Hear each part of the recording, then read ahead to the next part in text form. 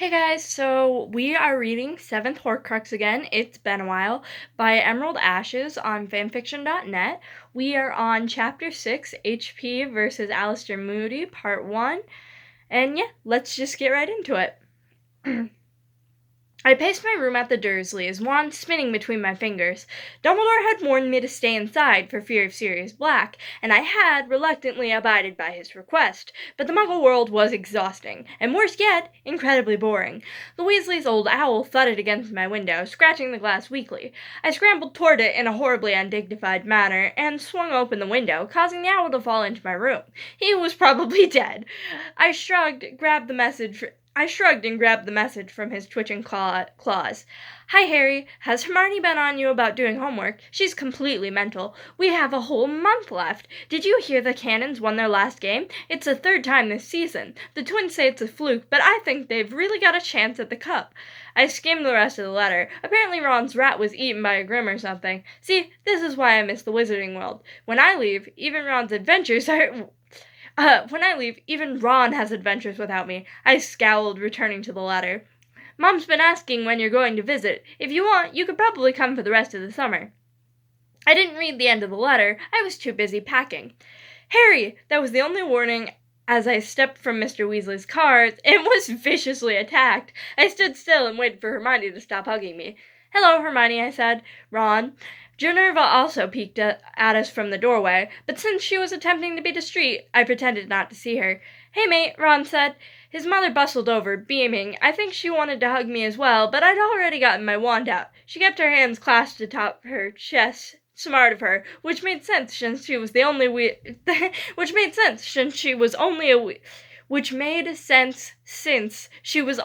Weasley by marriage.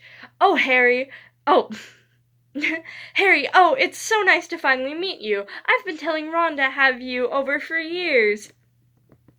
I didn't want to impose, I said. She smiled sweetly. No imposition at all.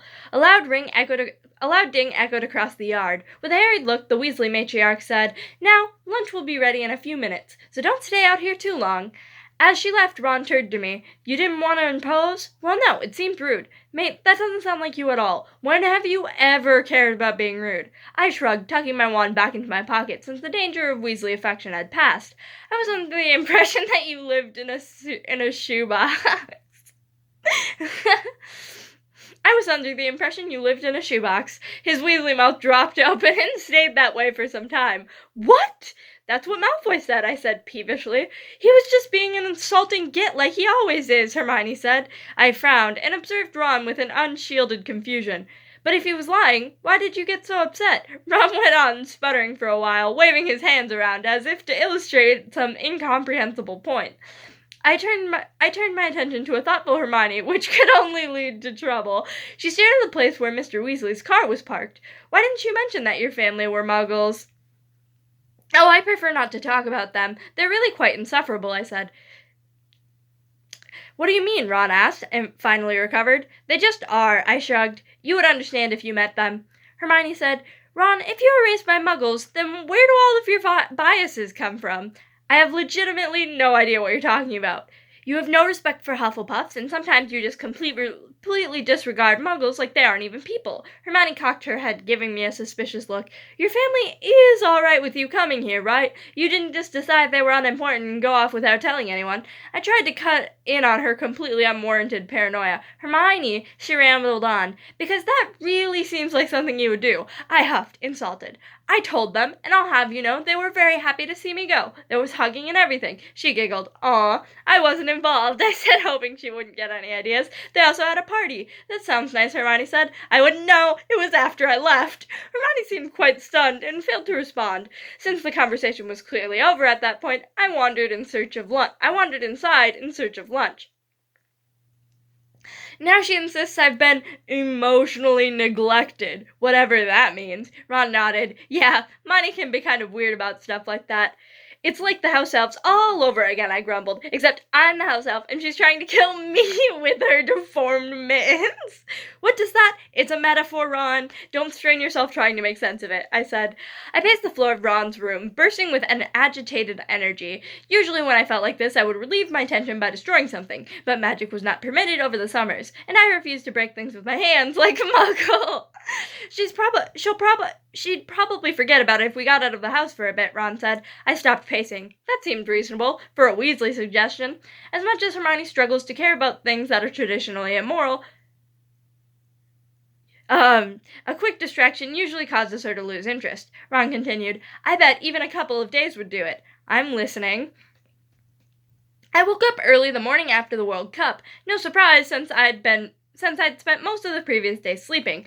Ron had been rather upset at Hermione's and my disinterest in the game, insisting upon waking me up every 10 minutes and snatching Hermione's book from her hands. But he forgot our betrayal easily enough after the cup's climatic finish. At least I presume it was climatic. I slept through it. I left my invisibility cloak and other blankets crumpled on the couch as I wandered the tense kitchen. The fridge was well stocked, but I'd never cared for cooking. Dobby, I snapped. The house elf arrived a few minutes later, looking nervous. Yes, Great Master Harry Potter, sir? You're late, I said. Dobby is sorry, so very, very sorry, he cried, slamming his limbs violently against the floor in what might charitably be referred to as a bow. Master Lucy came home very late, and he wanted me to fetch some pain potions. I did not want to make him angry. Don't let him order you around so much, I ordered. Dobby nodded, ears flapping, and eyes shining rebelliously. This is why I don't keep house elves. The risk of betrayal is far too great, I continued. Now bring me whatever Lucius is having for breakfast. Ginevra stumbled upon me half an hour later, as I was polishing off some sort of giant egg on a silver plate. Harry? She gasped and then shouted, He's right here! The stampede of Weasleys and alone Hermione stumbled bleary-eyed from their rooms. Hermione cried indignantly. Where have you been? We were worried sick. I frowned, confused and quite displeased with the feeling. It's not like I don't usually sleep under the cloak. Hermione's fist clenched as she hissed, You weren't in your bed! If I was in my bed, then that would destroy the whole point of sleeping invisible, I said. She gave a little screech of frustration, while Mr. Weasley said, I'm glad you're safe. I suppose you couldn't find us during the attack. Attack? One of the Weasley twins spoke, voice filled with the appropriate amount of awe. You slept through a Death Eater attack?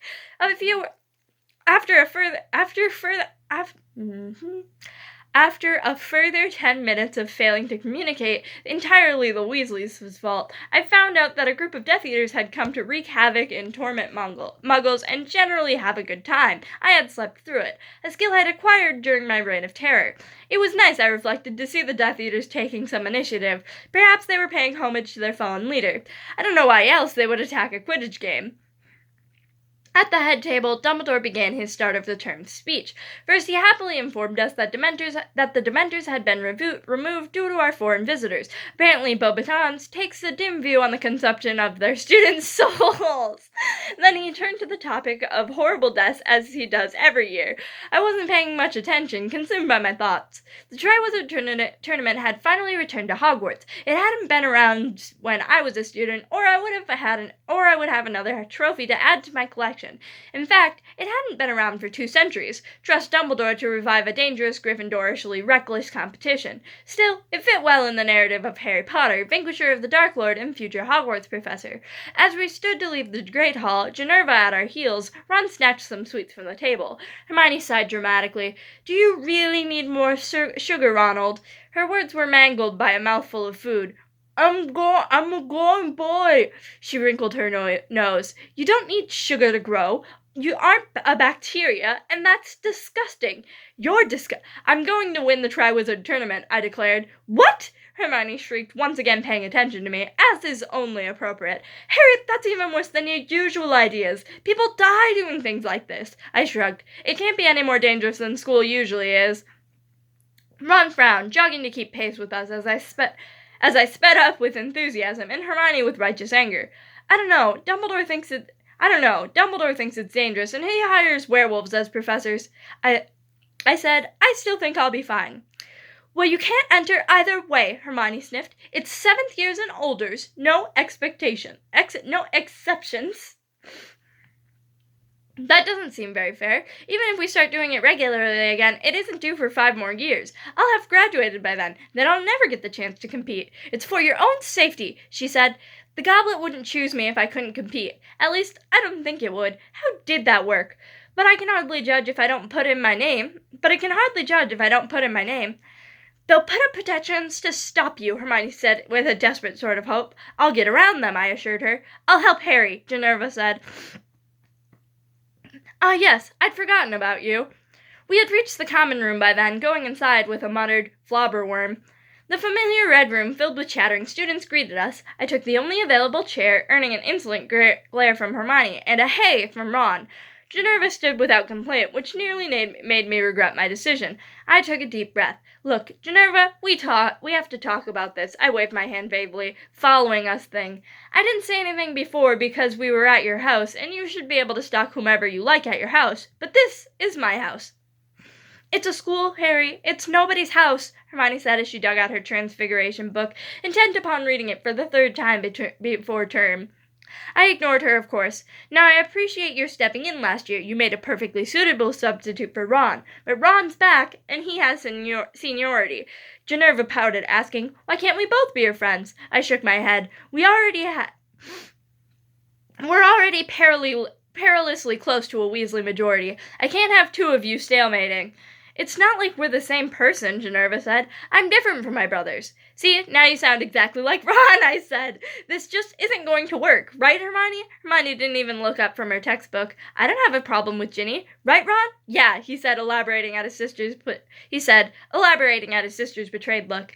Sorry, Ginny, but you're my little sister, and these are my friends. You should go spend time with your own friends. Ron paused for a moment. You do have friends, right? Ginevra frowned, but didn't answer. Several seconds passed. Ginny? Ron asked nervously. I'm thinking, she snapped. Hermione finished reading another 12 pages before Ginevra spoke again. Yes. Good, I said. Then go and spend time in their company, earn their trust, fashion their loyalty, and when the time is right, you're starting to sound like a Slytherin, mate, Hermione said. Right, yes. What I meant to say was have fun. Also, leave. Professor Moody's magical eye had locked upon me the moment I entered the room, and it hadn't moved yet. He was suspicious of me, I can tell, and I forced my face to remain impassive as he explained the topic of today's lesson, the unforgivable curses. Still, I couldn't entirely quell my enthusiasm. They were my favorite curses, after all. So, do any of you know which curses are most heavily punished by wizarding law? Moody. Talking is a little difficult for me today, it seems. It could be because it's early in the morning, or I don't know. Moody asked, narrowing his eyes at the class, as if one of us was going to burst into tears and confess it to a heinous crime. My hand shot up, followed tentatively by Hermione's. Moody barked, Go on, Granger. The Imperious Curse, Hermione said. It forces the victim to follow the caster's orders. Good, he said. Moody pulled out 3 cages, each holding a spider. He turned his wand upon one of them and forced it to dance. A few nervous giggles greeted its performance, though none of the classmates took their eyes from the arachnid. Think it's funny, do you? Moody asked. You'd like it, would you, if I did it to you? No, sir, Longbottom squeaked, shaking his head so quickly that it seemed ready to fly from his shoulders. Good, that's next lesson, Moody laughed. Anyone else? No one. Another illegal curse. My hand returned to the air, but at least one of Moody's eyes looked to the back of the room. You, in the back. Now he was just toying with me. I should have expected as much from an old friend of Dumbledore. Longbottom said tentatively, The Cruciatus curse? Your name's Longbottom, Moody asked gruffly. Longbottom attempted to hide under his desk. This might have been more effective if Moody couldn't see through it. He enlarged the second spider, sparking terrified gasps from several students. A few slightly less terrified gasps came when he tortured it using the Cruciatus. And the last one? Unable to hold back any longer, I shouted, Avada Kedavra, the killing curse! It lets you kill things! Yes, I suppose you would know about that, Moody said, giving me an unsettling smile. He was on to me, and Dumbledore had already given him permission to cast unforgivables on students. Moody continued, You are the only survivor of that curse. I laughed weakly. Yes, of course, I'm not sure why else I would know it. Not like those bloody snakes, Ron grumbled. I bet they've been casting them since they were in diapers. Moody smirked and gave a nod to Ron and cast Avada Kedavra on the final spider. As my classmates breathed a collective sigh of relief at their arachnid's death, Moody's eye almost popped out of his head to watch me closer. I hoped my curse would strike early this year. I tilted my head, examining the age line surrounding the goblet of fire. My 68th birthday was coming up, so it should let me through. Carefully, I nudged my foot against the line, feeling an ominous force pushing it back.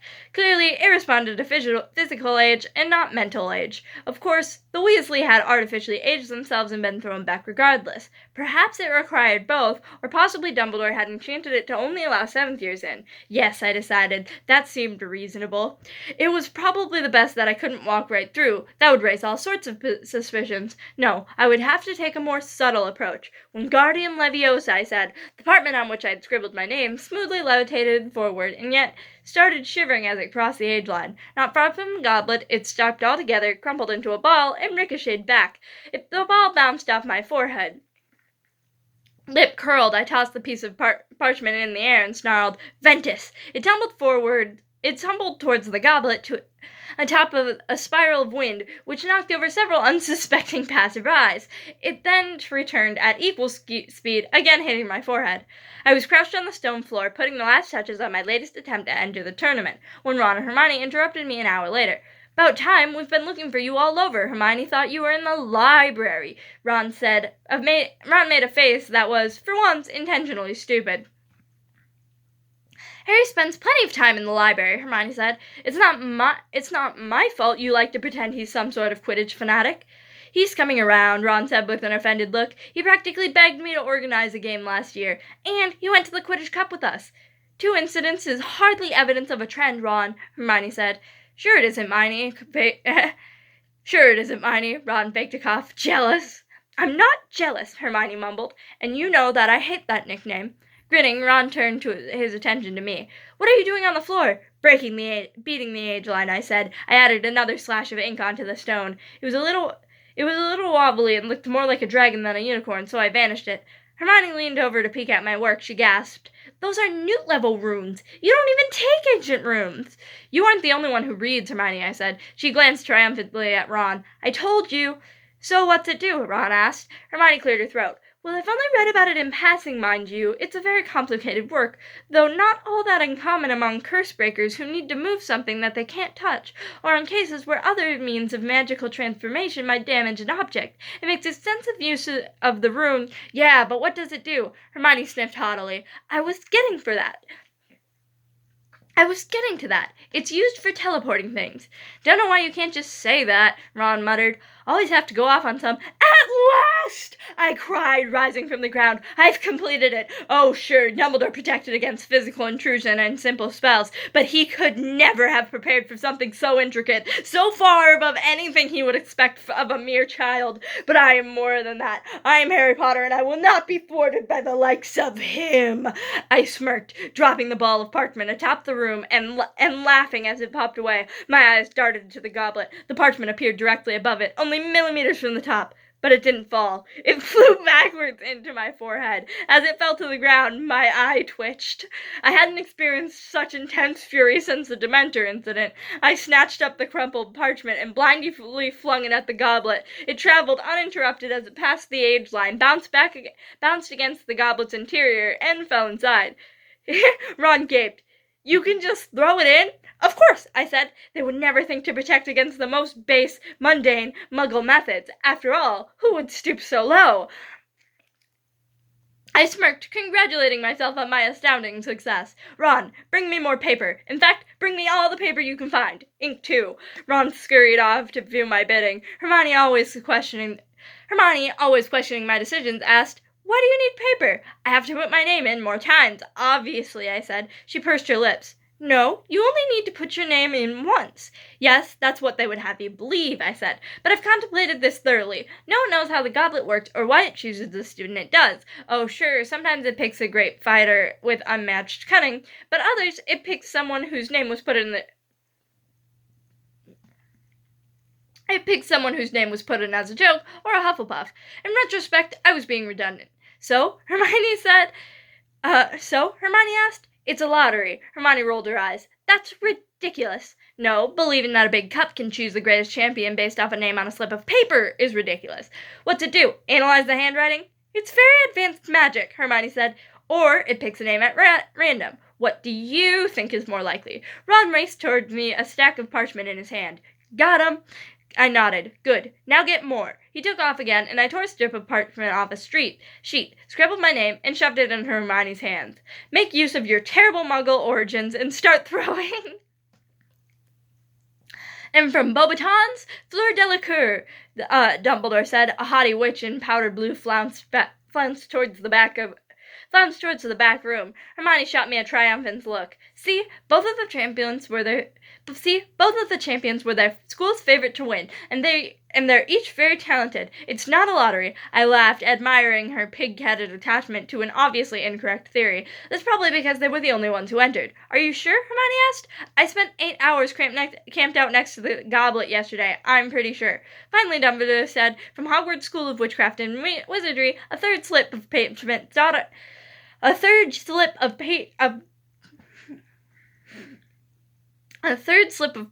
shot into his hands atop a jet of green flame. Harry Potter. Told you, I said, standing to take a bow. A wave of disgruntled whispers echoed across the Great Hall. I don't know why any of them were surprised. Honestly, who were they expecting? A Hufflepuff? A Durmstrang student gasped. They can't actually let him compete. He's a 4th year. A 7th year Hufflepuff sighed. It's always the bloody Gryffindors. He must have cheated, Draco Malfoy cried. Yes, he cheated, one of the Weasley twins shouted. What did you think he was doing in the Great Hall yesterday, making paper airplanes or something? I smirked. I am the best at cheating, or I wouldn't have been chosen by the gauntlet. That doesn't make any sense, a Beauxbaton student said. I ignored them, sauntering towards the door where the previous champions had exited. Suddenly, the goblet fired again, and Dumbledore cleared his throat. It appears to be Harry Potter again, in different handwriting. I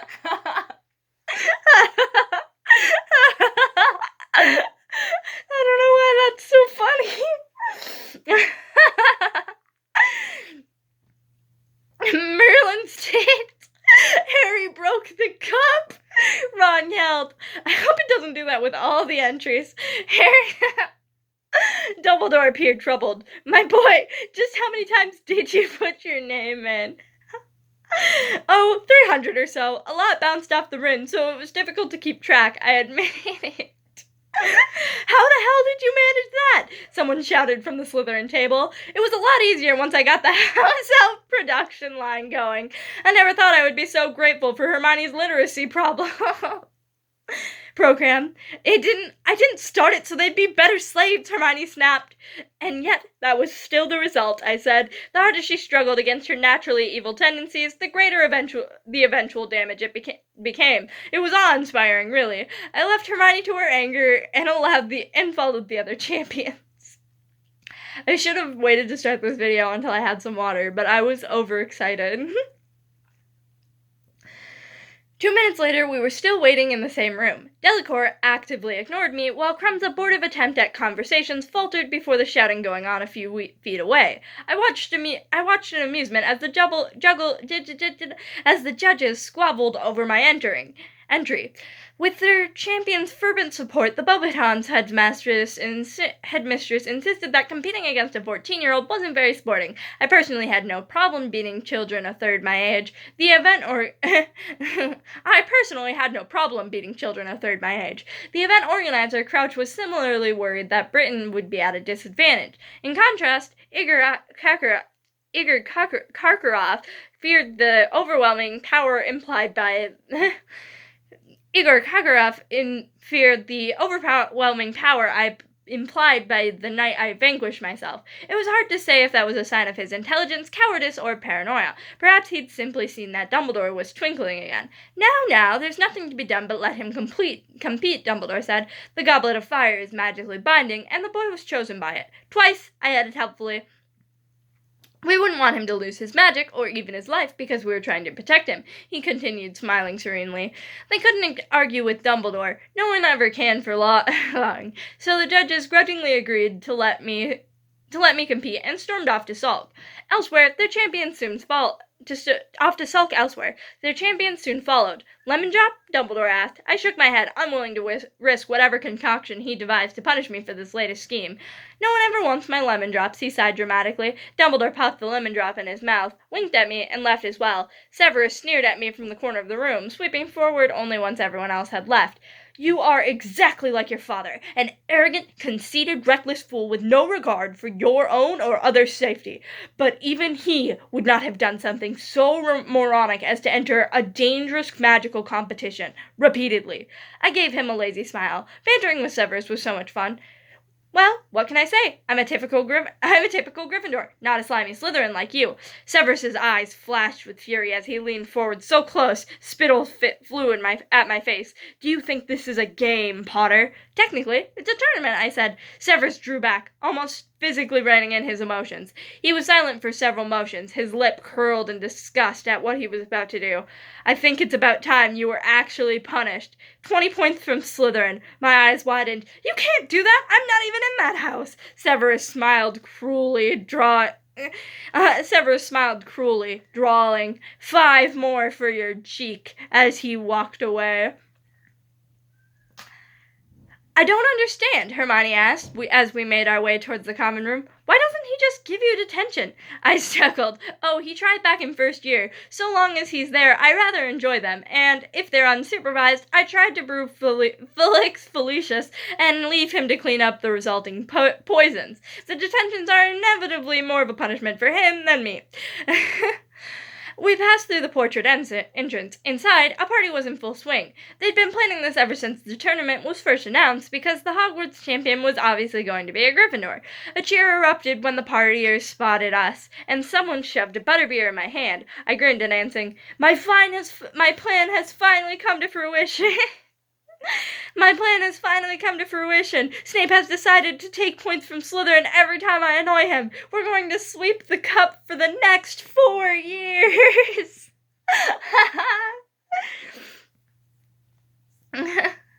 A second cheer went up, and a few people slapped me on the back. They soon turned their attention towards the keg of weakly smuggled fire whiskey. As we jostled our way through the crowd, Hermione said, Harry, you weren't actually planning. Nope. So you've just suddenly stopped rooting for Slytherin?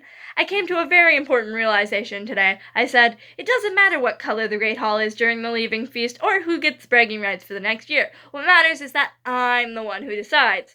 There is something suspiciously wrong with you, Hermione murmured. Thank you, I said. Speaking of something seriously wrong, there's Ron. Ron sat in a bright red armchair on an island of misery among the jovial crowd. He stared morosely at the contents of a textbook. Something was obviously amiss. Ron didn't read. Ron, Hermione asked softly, are you all right? Ron shrugged, muttering, yeah, I was just hoping it would be me. I plucked the book from his lap before he became confused and tried to eat it or something. You had your 12 chances, Ron. It's no one's fault that the goblet chose me in its lottery, except possibly Dumbledore. You can't blame Dumbledore for all your problems, Harry, Hermione sighed. I shook my head. This is different. I'm blaming him for Ron's problem. Okay, so that was Chapter 6, HP versus Alistair Moody, Part 1. And yeah, I had fun reading that. And I will see you guys in the next video. Bye!